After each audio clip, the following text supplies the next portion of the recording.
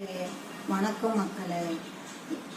முன்னாள் தலைவர்கள் கல்யாணத்துக்கு போனவங்க அங்கே போயிட்டு பொண்ணு மாப்பிள்ளைய வாழ்த்திட்டு அவங்களுக்கு ஒரு நல்ல அறிகுறியை சொல்லிட்டு வர்றதை விட்டுட்டு சட்டசபையில் நடக்கிறதெல்லாம் போய் கல்யாண வீட்டில் போய் பேசுகிறாங்களே, இதெல்லாம் நல்லதா? எப்போ பாரு இந்த விஜய் தம்பியை பற்றியே பேசினுக்கிறாங்களா? அவங்களுக்கு வேறு வேலை விட்டே கிடையாதா? நீங்கள் 5 வருஷம் ஆண்டிங்க, அதுமாரி அவங்களுக்கும் புதுசாக வர்றவங்களுக்கு வழி விடுங்க. அவர் ஒரு 5 வருஷம் ஆண்டுட்டு போட்டோமே, நீங்களே தான் ஆண்டுன்னு இருக்கணுமா? வணக்கம் மக்களே. வணக்கம் மக்களே.